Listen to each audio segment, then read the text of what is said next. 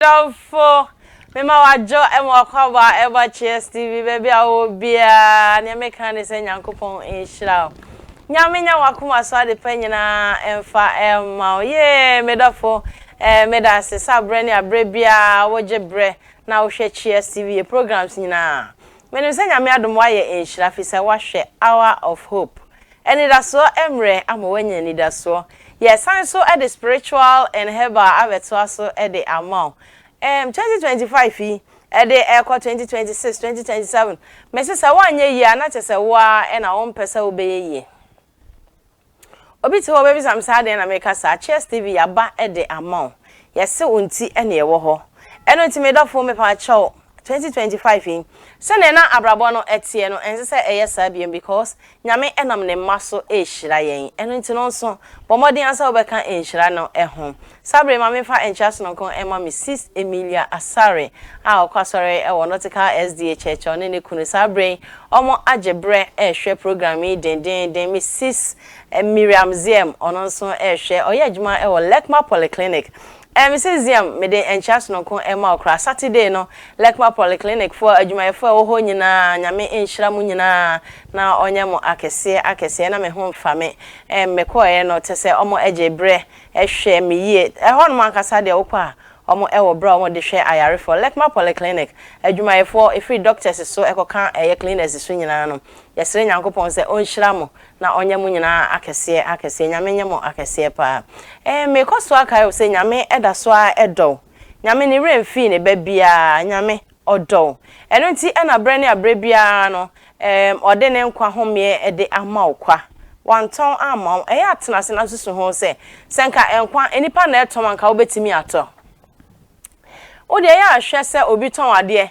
na owo more customers okwa ahwe se na okire ne ho ekire wo enti nkankwa na wokoto a anka nipa no sen enobeye ede akire wo odo anyame wo ma me no mienu nti ena enkwa ode ache ye mienu free na adwene ho ye na ho se nyankopon hwe ade ebebo nipadua no wamfa nhye nipa nsa enkwa wamfa nhye nipa nsa sanso ena ensuo wamfa nhye nipa ensa ensuo kura no nipa ma na dwene ema ode ne ma frafra o se waye ensuo bottle ne ade no won se oton ede ma na so ni nyina mu no ne bo entimi enye denda da bi ensuo abro so 50 pesos so benya ensuo anom eno eche se nyame edo enti abre ne abre bia na ye di kan dwene nyame edo ho ansa na wadwene ohaw ene wa mane ehun fi se nyame obeyi wa firi ohaw ne amane no emu enti eno de asofo akuku dam wasra omo engo na bo chira wo mo na ne honhom kronkron wo mo so ene ba spiritual and herbal program so ena so matna se medi ameje so nana ya apie ni ma na so hia me abonten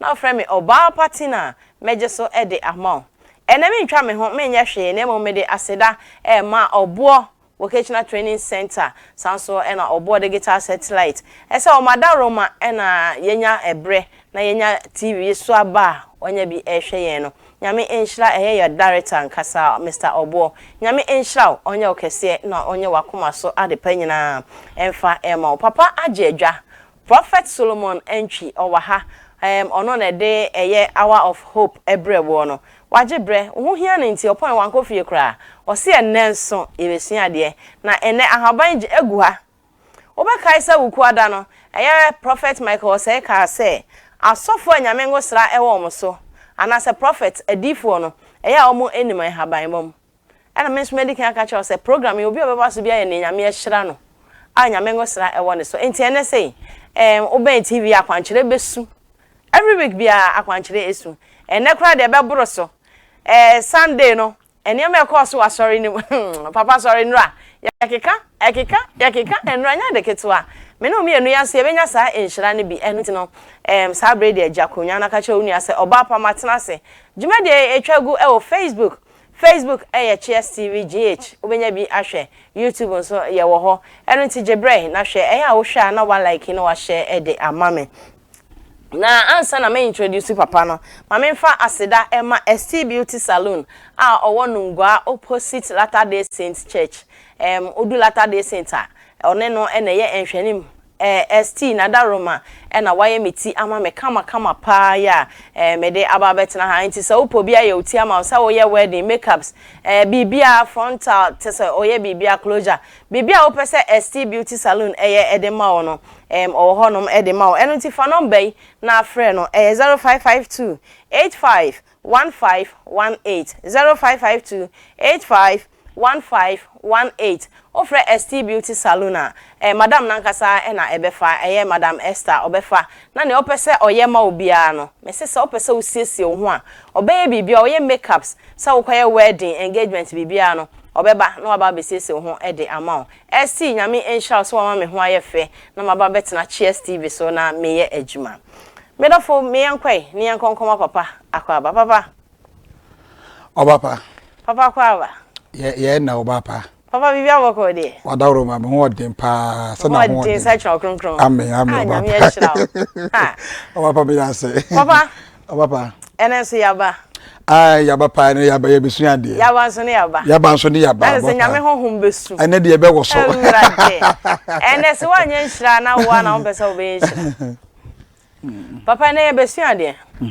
na ene medofo ne ene papa besu ade afa ho no me pesa wo ka ho bi because e besu ade afa nature ho eye abode me pesa ene ye nsu ade ne hu se so ene ma nyame abo nyina no tumi wom anase ne ma bi wo ho no ma wo ho keke tumi bia enim yankra nipa ya yete we so nyame ama ye tumi bi a yetimi ede ye bibi ene ye ba besu ade afa abode ho enti yanko papa wo na ye nkonko su ade papa obapa papa oba patina papa power so mama power urade oba patina se ka power na mani age na wo so papa mama fa konya suncha aye prophet Michael Osei oh wow prophet be bia wo bia ye Michael na me se be shia so no be shia one day wa ya one day so mu shia na wo so ha Michael odi for Michael ja misra amen papa ya ka say nature body a den na ye nature obapa edikan no meda wase aya o se de kra na kumi kra no ekumi one time to so mi nu so meda wahefo so ahwe ama me de bi o mo hwe yen so na me onhyira wo na yetia me boss so ejabo na ye director Apostle Alfred Smith Asante Smith nyame enhyira no ene na edwumayefo nyina nyame enhyira wo yes papa my answer na me pesa wo be kire abodie ni mo but enura me ne menua biera ntimi ama sore no okay enura ntimi ama sore dem ho bi papa enura bibi ko so wa sore dem a mate ni nyina oh yes me de top for man mate papa yesi enura ho kronkron sane ya na tese wo kura wo ntimi nyina ho papa enura den na ko so wa sore dem owa pasa wo hwe de ko so na me kasi e be spiritual bath okay endura na oye on the second match etu hwa so na otumu se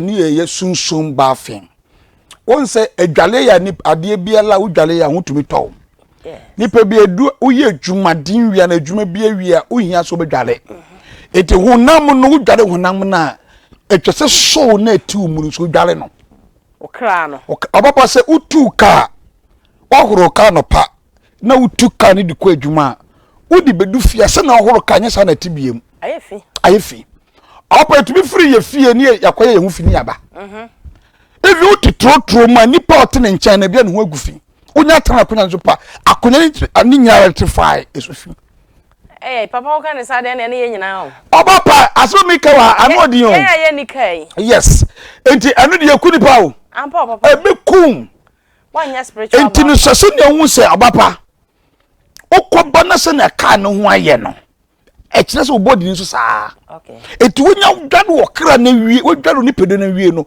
wokra ne nso eti do hwe ku asa na twagunu no eti ndo ne ye dwade ye kra no papa ha ne aso mu ana sunsun na ba o na papa na sunsun na simi so that's right na sunsun na be simi so endra me te say sunsum ne baya ma afede nsuo na no an say sunsum na ato saa nsuo to saa sa onim say wa so penny there oya o name spokesperson so ono enu na nyeize ono akase na nyeize otumi nyina fa akon o say nana oya agba o hwirade o papa ndra de untumi nyina ho Wow. Me dwale nkola ni nyina nso.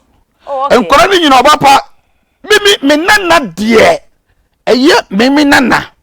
Aye mofra ne de me ni kumi ma ho. Me nana mo. Eti nwa nyina e makofa nkola ni nyina fi children service baaye.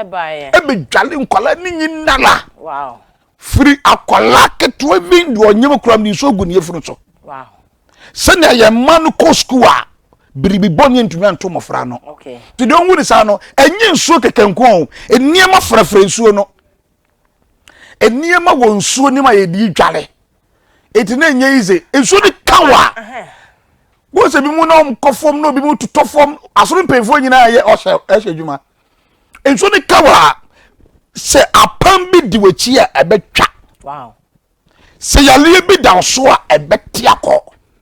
Enti nsuo ni de otumi se wo spiritual marriage ebesu Na breaking no. Ebe se na bebre. To apa de si ndua ne de na eyi Papa na tese na ekwaso yi. E chese tumi bi ewo ho. Tumi wo ho. Enti papa ne na yanto aso. Obapa me da se. Enti no se yakasa abode a. Papa de ne abode fa to aso e ma me. Obapa se yakasa abode a. Na ye niema onyankopon odi twa ye hu ahia. Okay. Enua ka ho. Note ka ho. Esie ka ho. Ade biela ye nipa bia no enye ne de baaye no ene fo na bode. Okay. Ade biela enye nipa na yeye. Nemom onyankopon ene ye di ode ye ba asase yisu ye beto se wo ho. Na nyame de nanum asem boy no. Very good. Eno na ya abode. Yes. Papa mpa cho betima bobo bia ma me. Abode ni bi ye nsuo obotan bepo. Even nipa nankasa ye ka ho. Ya abode. Ya abode. Okay. Eti abode ni de ene ye besua ne obebere hu ma nipa atiase se. Ade biela wo nyame boy a ode ye betu mu no. Ewo tubi ewo asase we so. Enti papa sa wo kan ne sa de na se de bia nyame abobia no ewo tumi. Abapa nyame nhira o. Aboti ne o efe. Papa me da. Mama no oye adwuma. ST. Mama ST nyame nhira so ma obapa ho efe sa. ST me da. Wow. Etu sha etu brenkisa. Oh, ST nyame nhira. Abapa ade biala make so eya abode nyame di yen ba ebedi so na say ye beto asase we so no. Ebia wotumi na mom won hwe wasetira ne se ne one ade ne betena ene tumi di problem ba. Papa menti ase. Good. Yo wa habebu papa okoju nsokusu etumiku be ma. Yo wa sa haba na nso etumi di siesie be ma. Papa sami last week so ekwo na there's a haban no. Haban na nyame abo no nso tumi ewom. Opa eya bodi ya nyame di ma ye nsa ye mfa nye ye ho yiye. Sa papa wo kan sa ye nipa kra ye otumi. Tumi e woni patakrema so no. Hu. Kan be mi sa se nipa hefa pa na ye tumi ne wo. Wo takrema. Nipa ye tumi wo. Takrema so. Eno ti do free Jeremia chapter 1 verse 1 ho no ko so ye. Me soma Jeremia se minim kasa o say for takrema breme. Bible so de say so e Jeremia e ne kasa ye. Obi a na ontumi nkasa na no ate. Wow. Enti takrema die ana takrema die ekuta tumi anu wotene eye hu enti ni pe bia de o takrema die sa ohwe ne yie titira ba atan enti ma me bi wa adome ne ba so nim so adome no Saudi Obofour na ebre bia kola ne bre ne no e de ma me ne kan ye papa say na wo kan ni de na say e takrema no tumi e wo so pa papa papa ma me misao me your batan na me ba ya ade me se wo be bre pa sa ade no papa e adwuma o papa the word obe bre papa wakuno opa nipa bebre nama no mie dom so how bebre dom so a eye nipa bi a o mo kan asem anakasem bi obi kan ye ana disansusanso na ba no papa say na wo kan ni de na je say enye ye maame kwa ne timi dome yen emeye adwuma obi foforo so timi dome yen obia tumi dome obu ha obapa yo ni ba bi wa sunsum tinimu Okay. You nipa bi wa sunsum atinimu.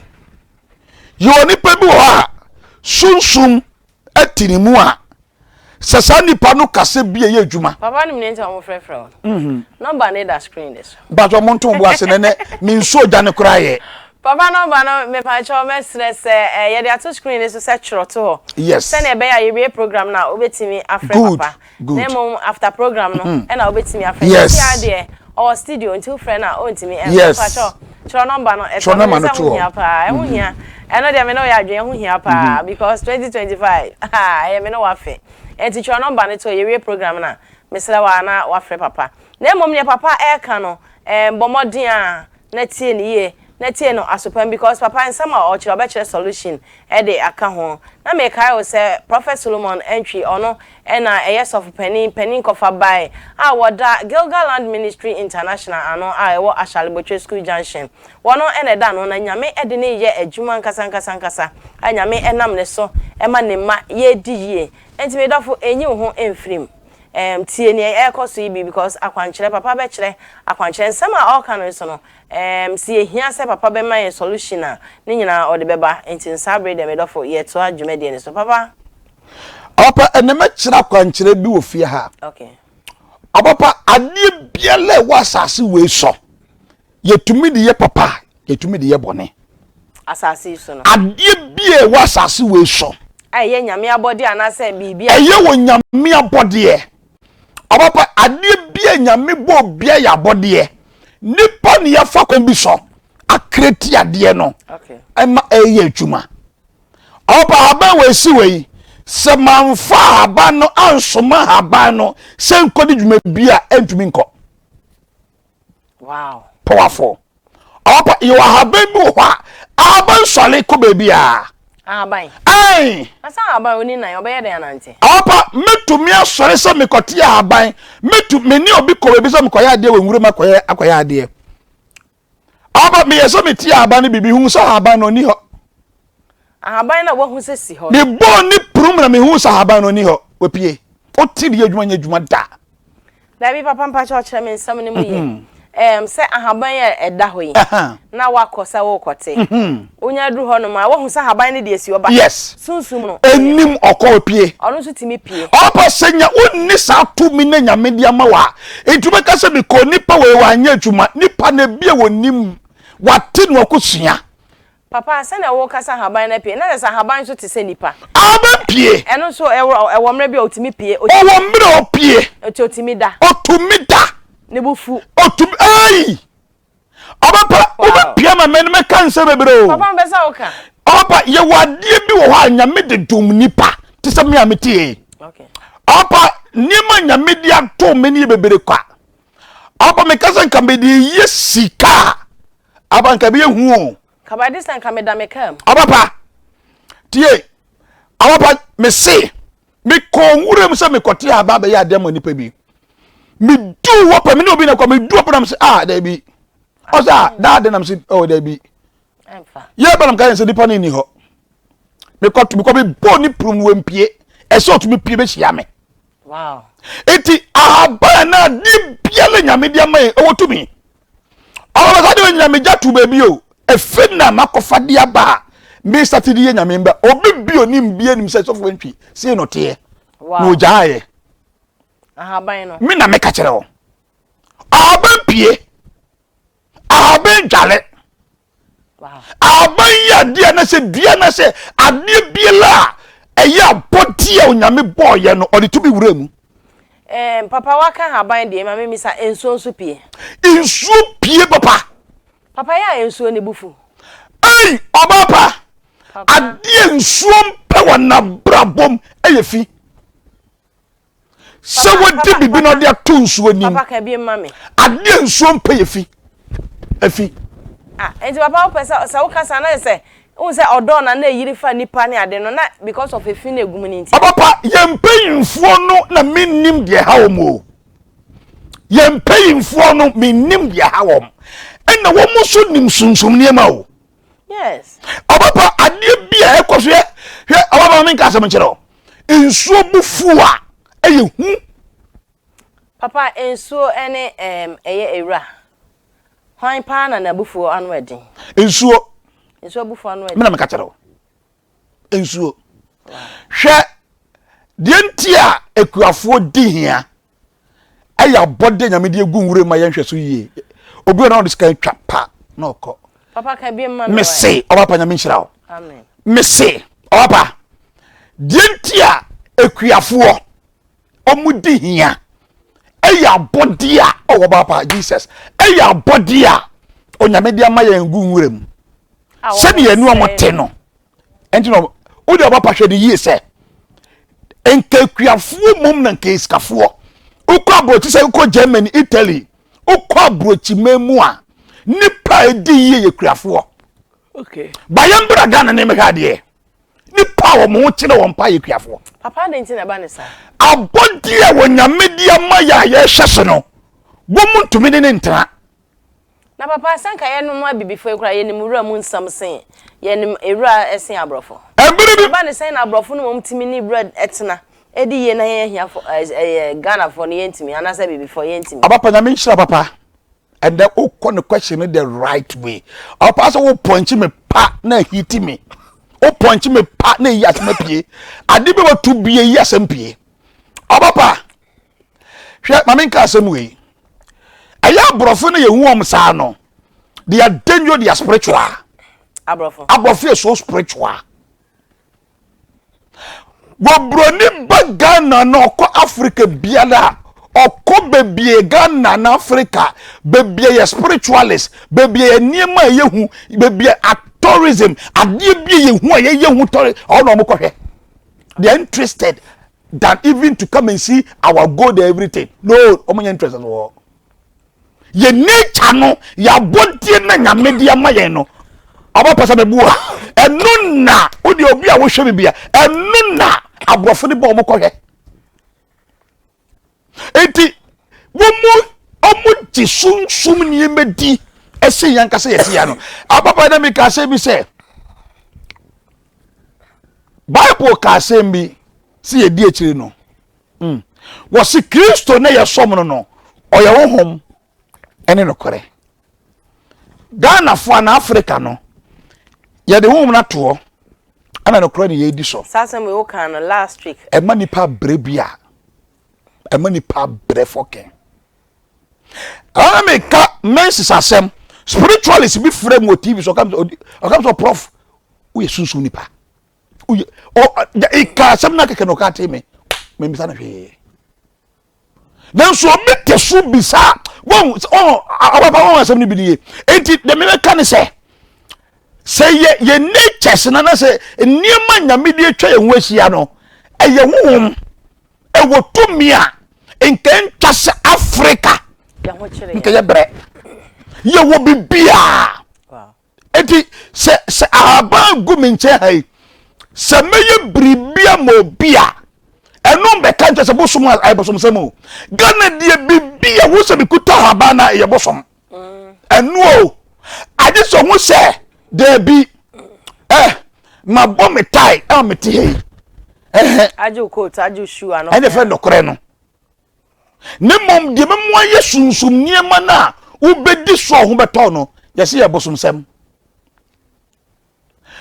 man bi ba menchen man panyin pa owura pa data no ye botawa o panyin pa owura pe no sereye owura so fi no sereye lam se jaden no se me hu mo TV so no nam ka sunsum sem kwa na oye o mo pesa am yoba me jimpa yedi me sanji sunsun ka me mfi anko atwea okoye ne ho ka me koye na bepo bipo me fro me yimi mpa bo ansa na mafro o ma me ho ana ahwa na ko ohwa kom ko de me no me be se mo ti asese yesua dia nyame dia dum ye ade be nyame de mo bi se usua enti niema etwa ye ho ahie biala aye ne tene nyame dia maye no si etumi di su yia Obapa you are baby on kwen say obotra wow mimi fie ho owura enka fie bia nyenya but o person di nyenya ne be ye adwuma emfa fie nyenya emfa ndwale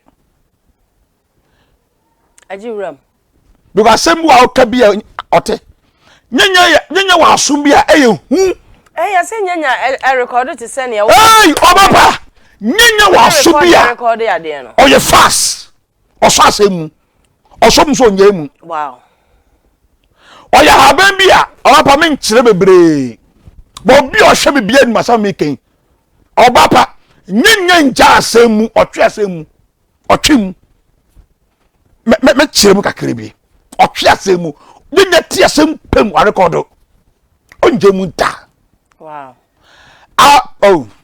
oh Papa, o bia la na ho kire no. Nka ese nyanya tena fie. O be wura mi fie kakakao. O be wura the main corridor. Mi o wura mam se o be wura me ho no. You visit nyanya. Papa what dua na say o de asen. Mi fie ho nyina hwe mi fie na chi nyanya nko a. Wa ene papa jim betiti bi. Hwe, oba. Wo bi be fie opa. O tiginye na obesan. Wow. Banka fie nyanya de ye mfe ndwale. Eri protect ye ho keke. Ebo fie no ba. Wo di atam ke kan kwa kan nsam bi ehun ya. Ate ento di dwale pe tumi afrete. Aso we sunsun pe ba betima kasa guso no de dwale. Okay. Ba onye sunsun ni poti se mi ameti he ya enti fie nya mfe ndwale koti nwuram. Okay. Ko wo kasa mi no ote. Wo di nkumu bi amanate. Okay. Eti ye enti sa ye nya no emfe ndwale. Ne mamane wo ho ma hu mi ba ho a ana onyinya kro ofie kro hu kro ntumi ntwam ofie ho ntumi ntwa ntumi fa soro hey nyanya ntumi eti nature de ana body ya medama ya no ho si ye hwe enti ama ya se akonfo na enti ya mama nyame abode no ase akoye abosom sama ma nipa sa de nipa adwa akoye na me bremu won bebre because sanso na ye mpayimfo no mudi kan no omudi practice ye okay ana mo ye kire yen papa ansa na maybe sa o kan baby say akuafo because of omni ewura eni ne ye nti na mo mabrabo asen papa na kokuani odo a bibi wo ho ese so ye ansa na wado ana se denti na ama ewura no ana se nature na wo wura mu no ehu ni se omo ne akuafo na omo ni ne ye nti na da bi omo akuafo abrabo ye basa awapa mame nka asem we ubebudu akora mpa ese okasa medika ka asem so papa se emre me ko nwure me kote ha ma be yesunsuma me ko ye me bo ne punu no ni ho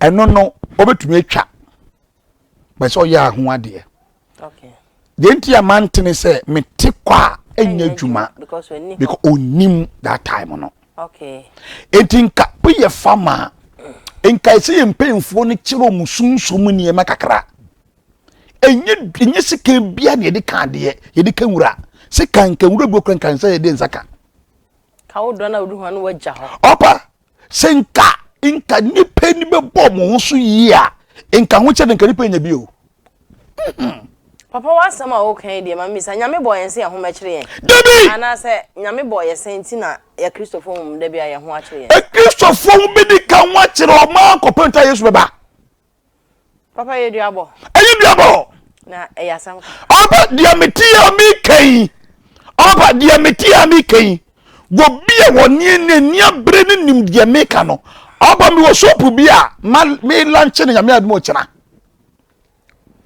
papa shop mamenti ano me das wo papa yawo ababia ye fe no wagashi aban ewo ani se ni no hu no 11 tabi wo ti se ni makoma ku 21 gum a wo di siwo for 7 days not that you use wa opa sa wo to ade a ese ni pe ni behu ese ni pe no ketiu wow eye nature me say enya bosom se dabi abosom se no den wo twamoja eno krompo no enye bone awo bible nim me say yempayimfo no mudi yenim no eno mo dane niema hu ye nwu etu otwamoja pa na obi edwane moja se nipa moja na akokwa na dabi akokwa moja aboa moja ye na Abraham okay o sacrifice epafole di ntwan pafole tinka wo de aboa afanya enye bone but according to Christopher papa mo say nyankopon aba bewu enti na hu hia se ye de emoa beba fore ebiem enti na ama se o mogyae emoa ono so ka se wo ba no amagu no na wo be hye mu den Okay. Odi anwodin be wure mu. Okay. Anwodin be no de be wure mu. O ma yenimde. Anwodo de be no nyina yenimde. Nimde me ma nyinti. O ma yera. Eti yenimde ade bia o ya nimde. Ti dia meti ha kan, dia menim wo me mu no nyina me yipi ha. Yenimde. Enne me be se me for Cheers TV, oba pa program e bie di pe